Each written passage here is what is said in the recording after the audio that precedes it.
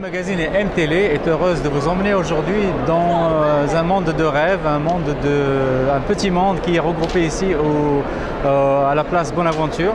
Il s'agit du Salon international tourisme et voyage. À peu près une centaine de pays est représenté ici, soit par leur office de tourisme ou par des agents opérateurs ou des agences de voyage.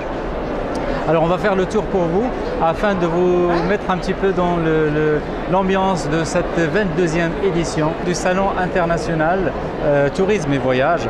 M-Magazine et MTélé, toujours à l'affût des événements qui animent Montréal.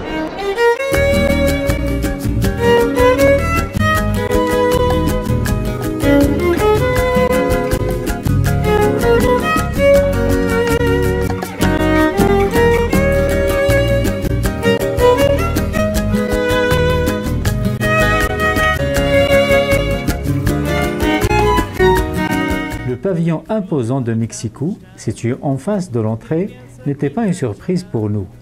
La forte présence asiatique en était une par contre.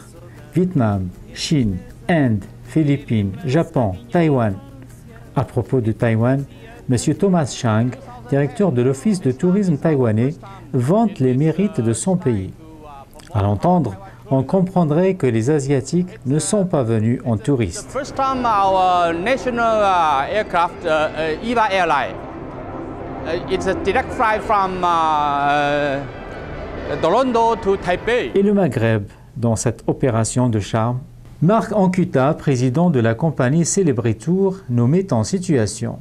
Le Maghreb représente une grosse partie du potentiel du volume de notre agence. On est une agence bien entendu spécialisée sur deux régions du monde, le sud-est asiatique et bien entendu la Méditerranée, duquel on a le Maghreb occupe une grosse partie. Destinations telles que Maroc, qui est connue depuis des dizaines d'années, la Tunisie, qui ça fait une vingtaine d'années que ça a été lancé sur les marchés canadiens et québécois en particulier. Ça représente aujourd'hui une des destinations avec les plus gros volumes de mouvements durant la période d'hiver, l'extra-saison, donc entre octobre et avril. On a des milliers de passagers qui partent à chaque hiver pour passer une partie de l'hiver sur les côtes de la Méditerranée, dans ces pays-là, surtout la Tunisie.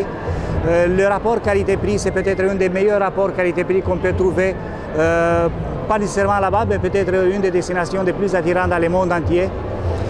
Les mosaïques culturelles qu'on peut trouver dans ces pays-là, les mosaïques, la combinée d'architecture, si vous voulez, les anciennes cités romaines, les déserts, le Sahara, etc., ça crée vraiment un attrait très différent de ces destinations-là.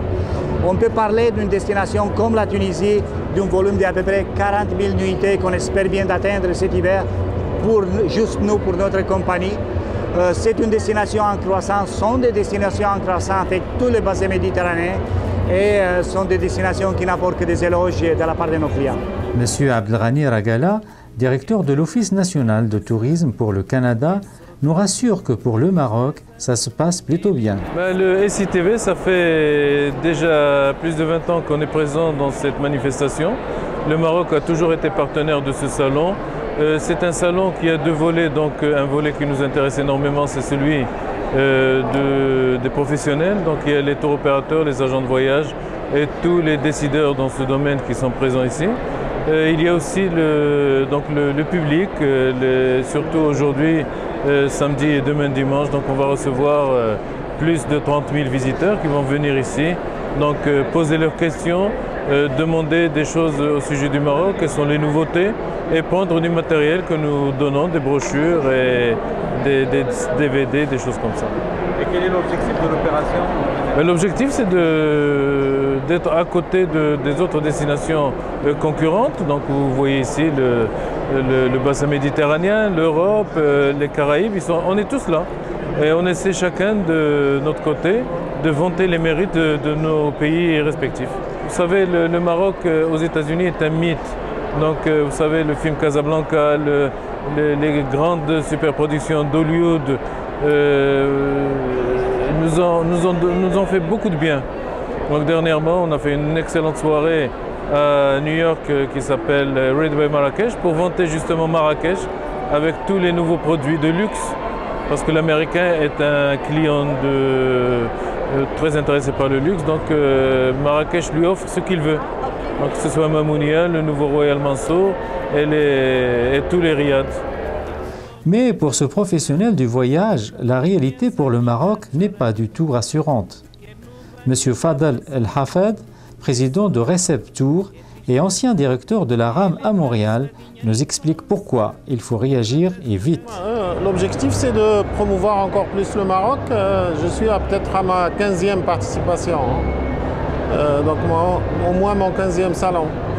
Et je me rends compte que le Maroc n'est pas très à la mode comme c'était il y a 20 ans. C'est-à-dire qu'il a diminué au moins de 80% en 20 ans au lieu d'augmenter. Alors que le marché tunisien a fait le contraire. Le marché tunisien a été multiplié par 10. Donc on se pose des questions et on vient pour essayer de comprendre.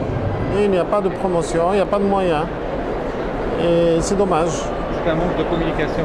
Oui, en fait, quand la Tunisie fait 4-5 fois ce que nous faisons avec Royal Air Maroc, c'est-à-dire qu'ils utilisent notre propre transport national, c'est quelque chose qui doit poser des questions. Là, vous lancez un appel de Montréal. Oui, je lance un appel aux responsables du tourisme. La Royal Air Maroc a fait le nécessaire puisqu'ils ont un vol quotidien, mais les responsables du tourisme, je leur lance un appel pour essayer de se pencher sur ça. Cette question, pourquoi est-ce que le Maroc qui faisait 15 000 clients en 1980, puisque j'étais ici, moi, j'étais directeur d'Air Maroc ici en 80, pourquoi est-ce que maintenant on fait 3 000 à 4 000? Alors, s'ils arrivent à répondre, bravo. Espérons que ce message ne soit pas une bouteille dans un magnifique océan. En tout cas, l'intérêt est là. En voici un aperçu pris sur le vif. Les deux, là, la Tunisie et le Maroc, c'est complètement différent. Le Maroc, c'est une super belle place à aller voir. J'irai. Loin du Maghreb et du duel Maroc-Tunisie, allons au toit de l'Afrique, au Kilimandjaro. Un sentiment de liberté incroyable nous y attend, selon Steve Convo, conseiller chez Unique Tour. Effectivement, cette année, on a décidé de faire une promotion spéciale, de mettre l'emphase sur la Tanzanie, sur l'expédition au Kilimandjaro, parce que moi-même, j'y reviens une deuxième fois, ce qui n'est pas nécessairement un exploit, parce que je connais des gens qui ont été 10, 12, 14 fois. Mais bon, on accompagne les groupes et puis on les accompagne dans la préparation, après, avant. Alors, les gens aiment beaucoup ça. Qu'est-ce que ça fait d'être au sommet du Kilimandjaro? Un sentiment de liberté incroyable, parce qu'il s'agit du toit de l'Afrique. C'est le plus haut sommet d'Afrique. Alors, à 6000 mètres, c'est une épreuve.